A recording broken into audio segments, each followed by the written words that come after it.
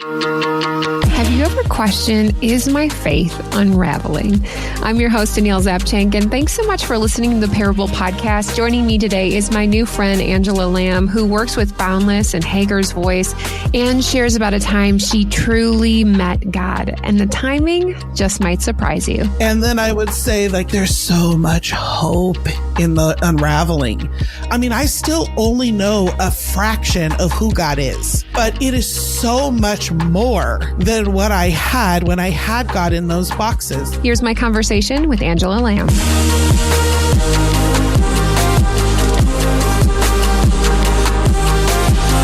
Well, I'd have to say one of the secrets about being on a podcast or having a podcast is that this is my opportunity to get to know people and just call it a podcast. So I am thrilled to introduce you to Ang Lam today. And we met back in February of this year in the mountains of Utah. How fancy is that? Have a good story. It is. Well, first, welcome. I do have a fun story to share, but thank you so much for being here. Hi. Oh, so happy to be here. Love a good conversation. If you happen to record it, there it is. Okay, so the first time ever we met, that night, everybody at this retreat was doing a cold plunge. Never in my life have I experienced that. It was darn cold outside. But let me just tell you, the way that you supported me, I felt like you were a cold plunge doula. It was just so amazing. Usually I probably would have been out in 20 seconds, but you and then this other guy, Ryan, were just walking me through it. And I was like, this is such a cool experience. And I'm going to write it down because I feel like it's an analogy for a message right here. So anyways. That'll preach. Yeah, you made it the full 3 minutes on your first go. I couldn't feel my body, but I did it. No. Okay. So, Ann, why cold plunge for you? How did you get introduced to that? Yeah, I like it. I do it fairly regularly. Like a lot of good stories, it starts with a friend who has a contagious idea and you're like, I'm in. Okay, let's give it a go. But the reason why I actually did it was I have quite a bit of trauma in my history. And so I do things to support my nervous system. And this thing is incredibly impactful. It's basically a nervous system reboot in 3 minutes. And those of us that pay attention to our nervous system and need to actually kind of help and support it, that is a huge return on investment. It's cold water, for crying out loud. I feel rebooted. It is almost like the reboot button on any device. Yeah. So 3 minutes of cold. Yeah. It's cold. You train service dogs. I just need to hear more about that. How did that begin? Do you just love dogs and you're like, listen, I want to train them? Or is this something brand new to you? Oh, no, I've been doing it since right after I got out of college. And my parents, I somewhat blame them. I have a bit of a rebellious nature and I was not allowed pets growing up originally. Okay. Well, my parents had a cat when they were newlyweds and it died tragically, and they were so brokenhearted about Jeremy that they swore off pets. And then my older two siblings were totally chill with that. That was fine. But I swear I came out of the womb somehow affiliated with animals. I remember going over to other people's houses and on the way there asking my parents, do they have a pet, do you think? I just wanted, so animals and I are a thing. Yeah. So my parents cracked when I was 8 and got me my first bird. And then bless their hearts, they've just been along for the ride ever since. I mean, I was bringing home anything that they would let me, but a dog, they never broke on that one. Okay. So then after I graduated college, I was fairly determined to get a dog. And I happen to have a job down the street from a service dog organization, Canine Companions for Independence. And I was like, what is this? I had never thought about where service dogs come from. It's kind of like that, where do babies come from? I never thought about it. And I got on their website and they're like, hand a puppy to a novice like me and train you on how to have the world's most well-behaved dog.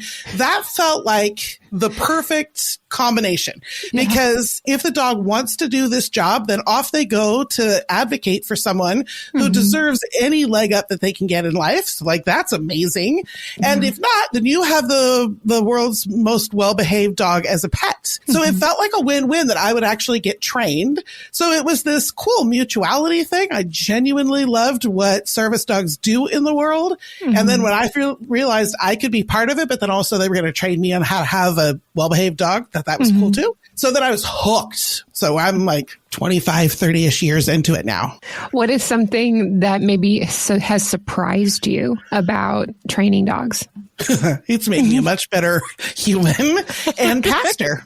Like big time. Yeah. Because you can mistreat an animal and maybe you can get some form of compliance out of them. Mm-hmm. But in truth, the best partnerships are based on influence, mutuality, and affection. Yeah. Like dogs will give you immediate feedback, kind of like children. They will give you immediate feedback on whether or not they actually believe that you're working in their best interest or not. Mm-hmm. So they're like incredibly unfiltered and unnuanced. So you're constantly getting feedback on what your motivations are, whether your tactics are working or not, whether you're actually influencing or coercing. I mean, that was surprising to me. Yeah. Angela, what would you say is like something that you're very passionate about these days? I think these days I'm spending a lot of time relishing the things, a couple of really clear patterns that I can see in my life all the way back. So I feel incredibly passionate about advocacy right now. Well, actually, I realized that I have built my life around advocacy and I didn't do that on purpose necessarily. Wow. So when I pulled up and was like, oh, that's so interesting. I'm advocating there. Like, that's just a thing. I'm realizing I go back to elementary school, preschool. I have memories of advocating that I didn't know that word. I don't remember. My family is deeply compassionate and empathetic. And so I would have received a lot of encouragement in this way. But I can look back and be like, oh, there was something inside of me. So advocacy is a thing that I've spent a lot of time thinking about these days. But I realize that's actually all the way back. I think that's kind of the definition of a gift. It's just there. That's so good. I think sometimes when we wonder what our passions are, we kind of can look back into those spaces, even like early on, like those central pieces of who we are, those passion pieces. We can see how God has just been so good to weave that through our lives that it's almost become natural. Like that's just who we are. That's so lovely. And you guys recently moved to Vancouver. So tell me, was this more of an adventure or was this planned? What was it like for you? So we moved here from Toronto. We had been in Toronto for 2 years, having moved from California, where we thought we would spend our entire lives. So then when we felt like nudged to go to Toronto, we've also still had that sort of like, okay, this is our forever spot because community is so important to us. So I think I just defaulted to this our forever spot. So we're only there 2 years. We're still trying to figure out how to make roots, like deep roots. And my husband, who is the steady Eddie of our relationship, I am usually the harebrained pitching some kind of idea that's maybe a little past logic and into something else. So my husband randomly is like, what do you think about Vancouver? And I was like, ha, boop, and just moved on. He comes back a few weeks later. He was like, I don't know why we're not having a real conversation about Vancouver, which I'm like, bless his heart. I'm glad he tried again. So I was like, what do you mean? Like, we're trying to build roots here. We've invested a couple of years. Like, this is the thing. Anyway, he basically gave me my own sales pitch. It was magnificent. And it's so funny to me that it took me that long to like catch on. So within 45 minutes of him being like, why aren't we seriously talking about Vancouver? We had actually decided to move to Vancouver. Wow. And I told people at the time, I'm truly following my husband's sense of adventure because this is so fun to be on the other side of the coin. That being said, it was so obvious that this was not just this harebrained scheme. First of all, apparently he'd been thinking about it for a really long time. And secondly, it opened up the door for us to move into a community. So we both have jobs that were very portable. Yeah. And we had been I had been volunteering at a refugee transitional housing community in Toronto. And we were on the wait list to be live-in hosts at that place. They just didn't have a spot for us. So when we started to talk about Vancouver, we popped on we asked them, who do you recommend? And they mentioned this place that we are currently at. So in the midst of this like harebrained scheme of, I wonder if we should move to Vancouver for a little bit, has turned into a whole adventure of living in a transitional community for refugee claimants that is like, this is the way it was meant to live. Like, so we're having a ball. It's hard. It's like we're living like in each other's business. So that's a real thing. And it's a transition for both of us and our different relationships to this transition. It's a lot of work to move. That's a thing. Yeah. So it's not easy, but good. So good. Yeah. So just to clarify, in a transitional community, does that mean like you guys are living in an apartment complex? Are people living with you and you're just helping them? What does that look like? So the organization that we're partnered with is called Kinbrace, and they are full service, amazing partnership to refugee claimants who are newcomers to Canada, and they're not immigrants, they're refugees. So they have come out of some level of distress and they have landed here with zero paperwork and zero whatever. Well, Canada has a pretty decent system for that, but there's this pocket of time where you can't get a job because you don't have the right paperwork, and you can't get housing because you don't have a job, and you can't get, it's terrifying. So Kinbrace is like a full service partnership on that. But one of the things that really matters to them is not just how do we help people navigate this scary season, but how do we actually help them feel welcome to Canada and at home and not alone. And so, yes, it's a live-in situation. In where I live, there's 2 houses next to each other, and they have 9 dwelling units. And we live in one of the apartments. There's a couple of other host community is what we're called, who are also just making this transitional community not feel transitional. So while people come through here for like 6-ish months, we want it to feel like home and well established. So it's a soft landing place. Actually, my husband and I don't actually do any of the work.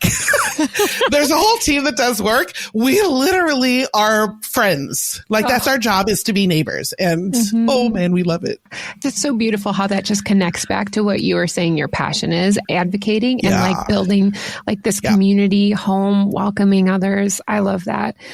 And I was talking to a coach the other day, and she was kind of like, as you're at this point in your life, when you're looking forward, because our life is creative in a sense, like we don't know where it's going. Is it like you are making a new movie? Is it like you're making a sequel? Or is it time that you want to rewatch the original? Oh, I'm absolutely in new movie mode. Yeah. Oh, yeah. Yeah. I didn't know it when we moved out of California. That wasn't on my radar. But I mean, I don't even know how to describe all of the various ways that it was like, oh, that was the end of something. Oh, that was the end. I mean, our world is so small, you know, with my air quotes, it's so small that we absolutely can move over a border and across a continent and still be deeply connected to the community that we had been in.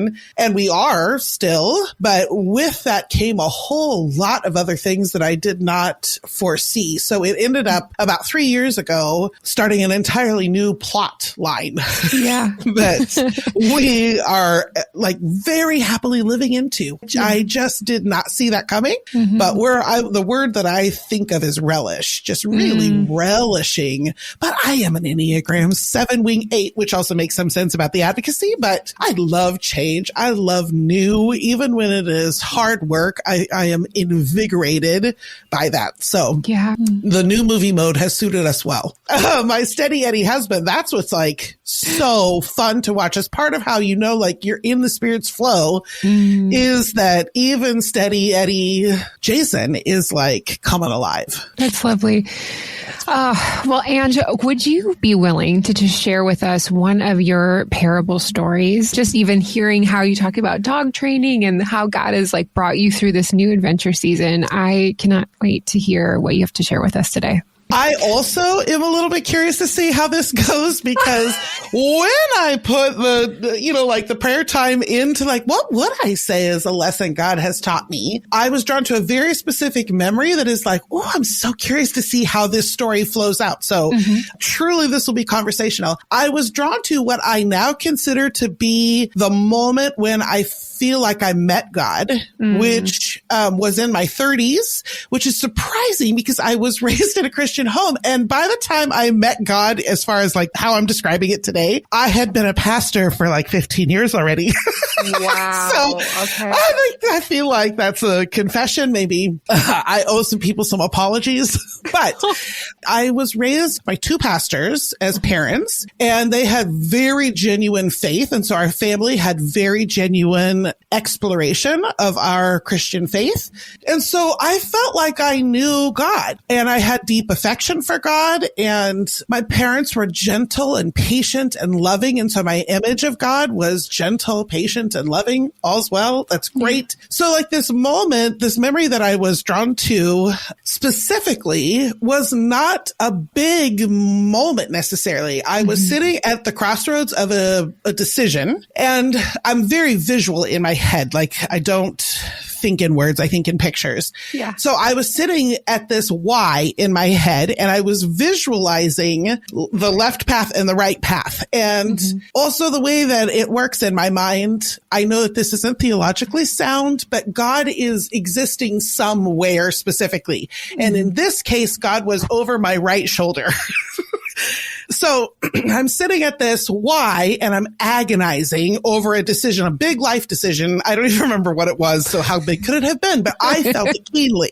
Do I go left or do I go right? And I'm agonizing, and I'm a little annoyed with God for not being like the right answer is to go left. I'm a little annoyed. Anyway, so I sort of throw over my shoulder like, dude, where are you going? I want to go with you. And God's answer, and this is like, I feel like I met God in 4 words. God's answer was, well, I'm going with you. I mean, you know that like guppy, like your mouth opens and closes open, like something broke in me in all the right ways in that moment. Are you by chance a Monty Python fan? I know what it is, but I could not quote anything for you. I need to highly recommend Monty Python's Search for the Holy Grail, and hold any religious preciousness that you have to the side.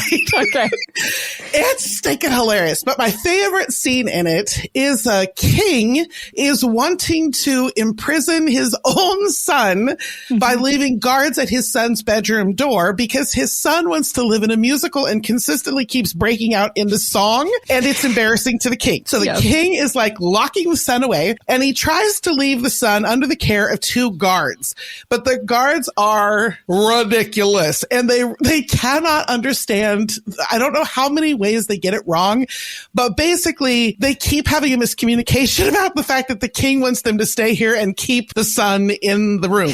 And at one point, the king turns to leave thinking that he has left clear instructions. He turns to leave, and the guards start to follow him out. And he is like, where are you going? And the guard says, I'm going with you. And that is literally what God said to me. Not just the words, but the tone, which is like maybe sacrilegious to hear God's voice in the words and tone of an idiot guard. I mean, that's the whole point to that scene is the guards are ridiculous. But I'm sitting at this crossroads, and I'm taking it so seriously. And I'm like buckling down, and I need to get it right.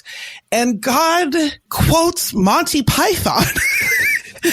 To let me know that I've got my theology wrong. The number of layers. Anyway, so I say I met God because what unraveled out of that moment was the realization that I had God trapped in binary boxes, like left or right. I had a very small G, small God that really was going to punish me if I went down the wrong road. I had a God in my head that was limited to 2 options instead of infinite.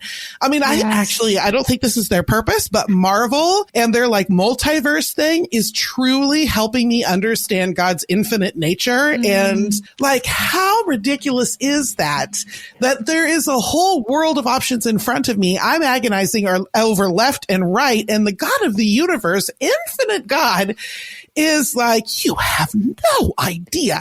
Anyway, so my God was very small. And then also I had no imagination for a God that understood my sense of humor.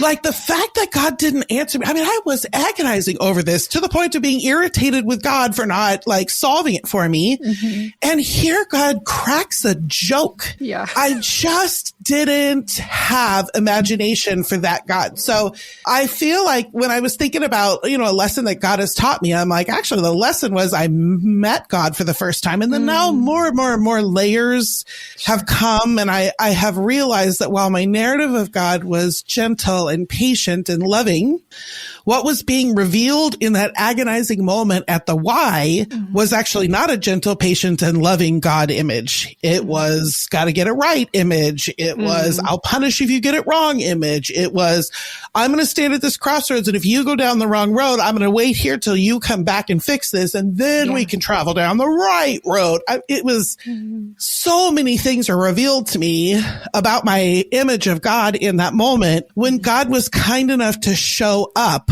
And I wouldn't even say God showed up in God's true form. I think God showed up in a form that I could understand, which just cracks me up. It's Monty Python. And took that moment seriously enough to not join me in me taking that moment too seriously and to pull up and reveal just so many more layers that I knew. So I feel like God taught me God, a piece of God. Yeah, no, that's so good.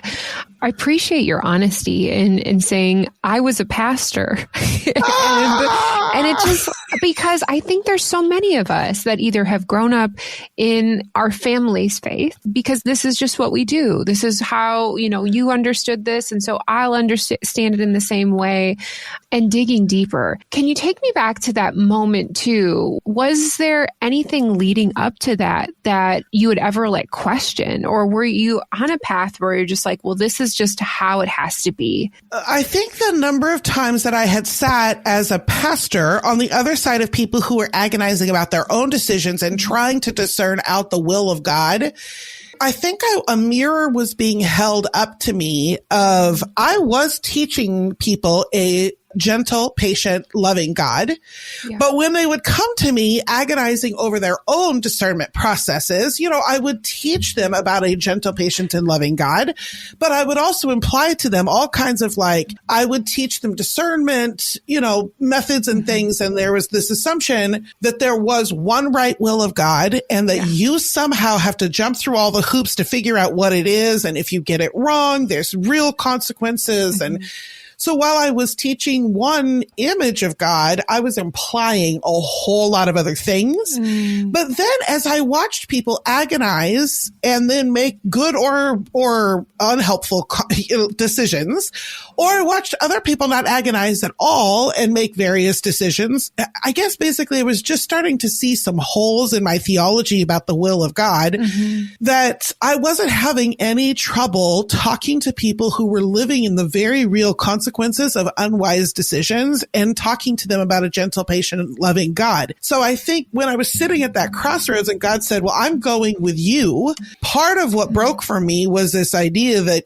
God was somehow further down a particular path and not other paths, but down a particular path and was waiting for me to catch on and waiting for me to follow, as opposed to this little movie that I had in my head that day where I was sitting at the crossroads. God was not in front of me. God was behind me. And God, basically what has begun to birth out of that is this image of co-creation.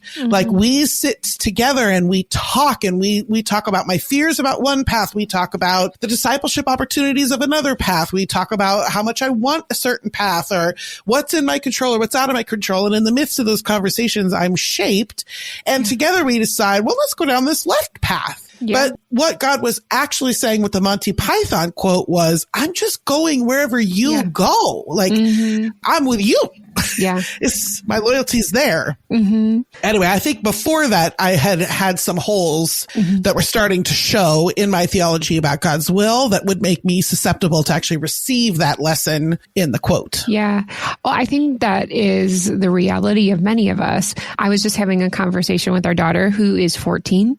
She's like, well, what if I choose this or should I choose that?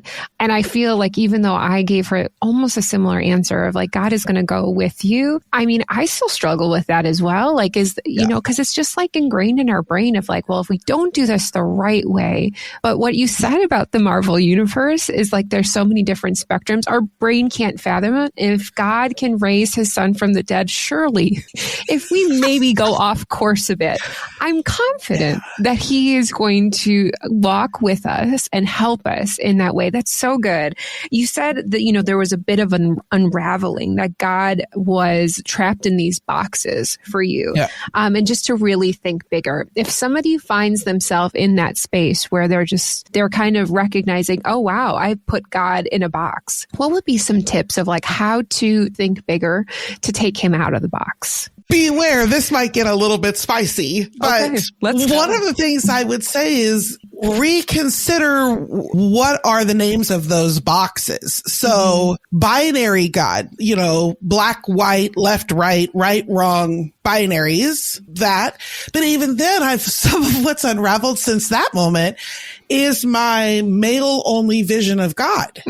So like, part of the problem was I intellectually knew about God from what other people had said. And I had for sure, but then I mean, at the time, I was largely reading male authors, not even on purpose. That's just prolifically who's written. So I was primarily reading male authors. I was primarily reading white authors. I was primarily reading privileged authors. I mean, that's obvious because it's male and white, but like I was primarily reading privileged authors. So everybody that had mentored me from a distance or even mostly from close up, like actual proximity to me. So the boxes that God had been put in were not on purpose. They were so limited because the scope of who was in my spiritual influencing community was so limited. So if somebody finds themselves like, oh, I'm like really thinking God has one right will and I got to get it right. And I need to just jump through whatever hoops to get God to tell me what that right thing is. First, I would say you're not alone in that. Second, I would say if you find some degree of frustration with that, like that's the beginning of the unraveling and hold on to your hats and glasses because here's the wildest ride in the wilderness. Like that's beautiful. That's really healthy frustration. And then I would say like there's so much hope in the unraveling. I didn't know. I mean, I still only know a fraction of who God is, but it is so much more than what I had when I had God in those boxes. So it can be scary for the first time to consider that God is beyond gender. Like maybe intellectually we're not terribly uncomfortable with that. Like we know we were made in the image of God, but that God is not human because Jesus was fully God and fully human. There's a distinction there. So intellectually it might be okay. But when we stop to picture what parent God is like, do we only picture father God or can we also picture mother God? And what does that change about the tones of these conversations that we're having with the mental image of God? And, you know, if you feel frustration, that's beautiful. On the other side of that is a lot of hope. Yeah. And like, don't be afraid. Like, don't judge backwards and don't be afraid forwards. So like, as you look back, be gentle, patient, and loving. Like there's no better time to begin to unleash God than today. And there may be lament as we look back on the consequences of having an image of God that is not that helpful, but there doesn't need to be judgment. Somehow God has stayed with us in that too. Like we tend to think of God's will as decisions from here to here. But the truth is when I had God all boxed up, I was outside of God's will. That was not God's will. That was, we think of it in decisions, but the truth is I was executing what I now consider a fairly anemic faith because I had God all boxed up. That was not God's will for my life. And yet that's who was sitting at that crossroads as God was like, I'm going with you.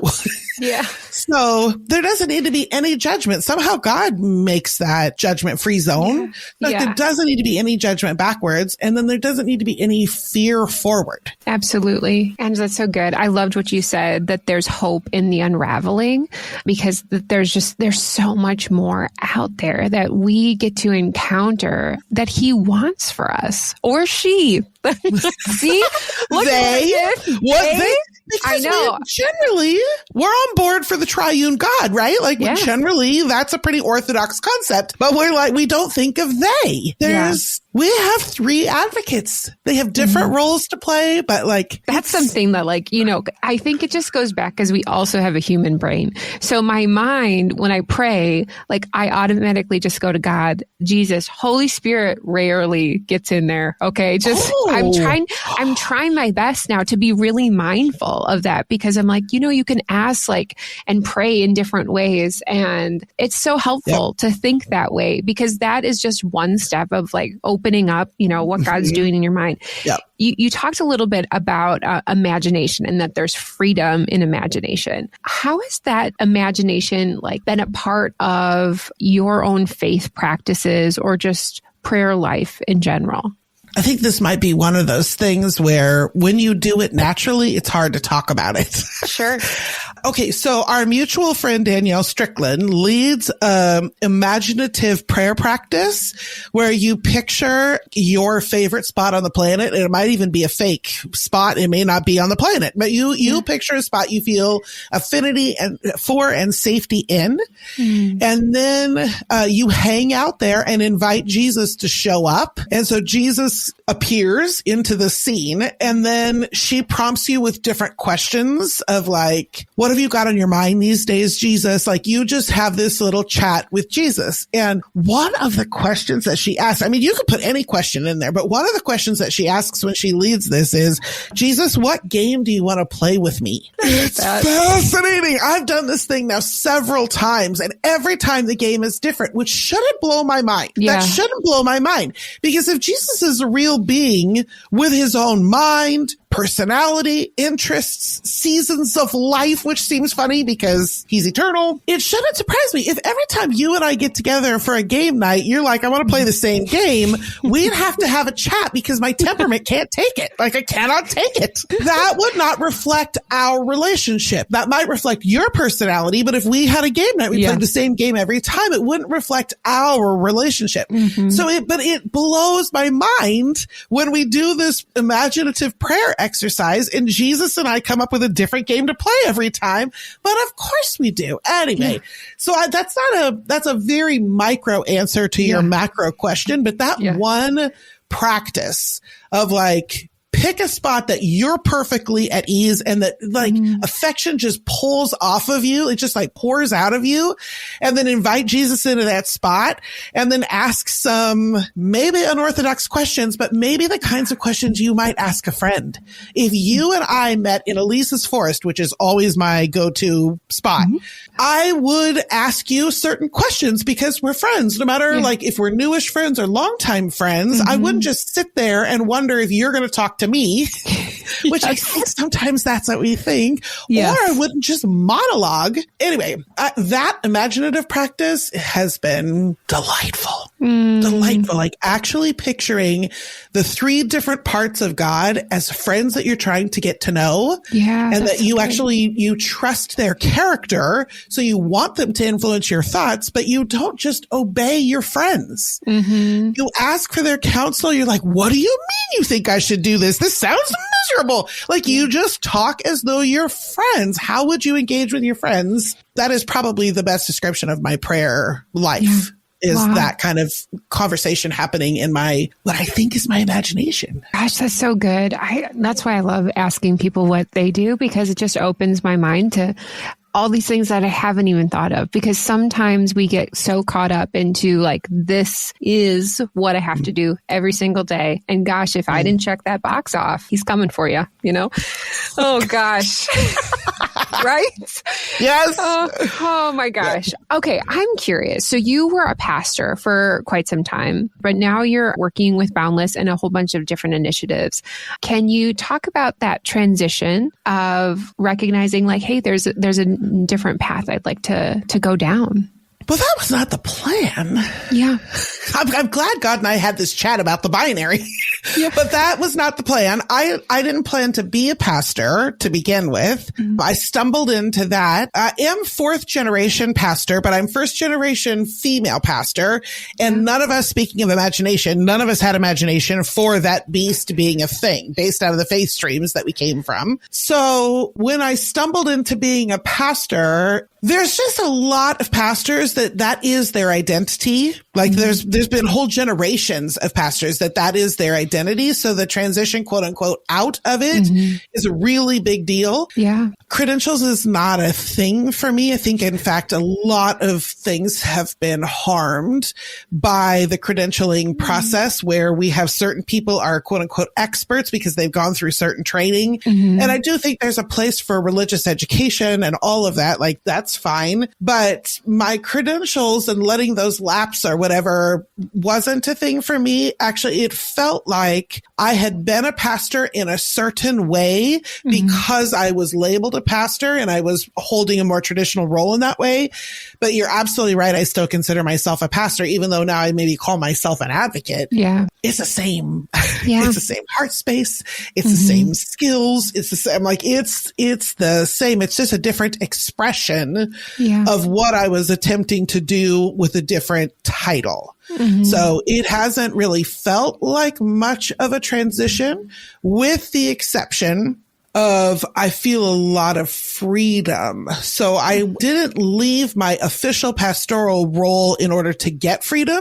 That's a whole nother story. I just, when I left, what I discovered was there were whole parts of me and my expression that couldn't fully be unleashed because the job description had certain requirements to it. So, you know, you're very oriented to Sunday. There's a lot of things that need to get done by Sunday. I have entrepreneurial giftedness, and that was problematic in a environment. This isn't about that particular church. It's just problematic in an environment where you can't constantly be creating new things. Like, you just can't. So there was transition for sure, but it actually felt in a lot of ways like an unleashing of myself. So I feel incredibly grateful to have gone through the process of identifying as a pastor and the transition that required for me to see a woman that way, and then to be a woman who was talking about that journey to other women who also needed to make that transition, and men who needed to see that transition is a thing. I'm very grateful for the season that I felt drawn to that word. And also that I am very grateful for this season where I get a little bit fuller expression of myself in a different context. If that makes any sense. I mean, that goes back to the beginning of our conversation, how God is so good, where he wants to see the full expression of who we are, who he created us to be, and how he's going to utilize that, whether that is in our vocation or just who we are, like who you are to your neighbors. Like, it's so beautiful, Ange. And I'm grateful to have this conversation today and just to hear a little bit more about you. So, and if people want to get connected to you, how can they do that? I don't know. I mean, I'm on Facebook and Instagram, but I'm not a content creator. So like, I put stuff out there. It's a mixed bag of me passing on all kinds of activisty things and then randomly dog pictures. Like today I posted a prairie dog eating a carrot. Like, I don't know. I don't think my feed is, I'm out there. You can find me and we can connect on whatever it is, but I'm on socials, and then that's probably the best way. But perfect. Good luck to you there. All of Angela's information and that prairie dog link will be in the comments. Gosh, thank you so much, Ange, for just sharing your heart and being honest and helping us really think. You know, there's so much freedom in thinking outside the box. Thank you so much for being on the Parable Podcast. This is delightful. I think I'm going to be thinking about the Marvel Universe for some time now when I come to decisions, just because that really helps my brain as much as we can as a human attach ourselves to what God is doing and just know that it's so much bigger than we ever imagine. All of our questions and our wonder or what ifs, God is so much bigger. And so I'm just grateful for the time I got to spend with Angela today. I hope you enjoyed our conversation. To connect with Ange, simply visit DanielleZapchenk.com. We also have a whole bunch of links in there for every organization that she mentioned today.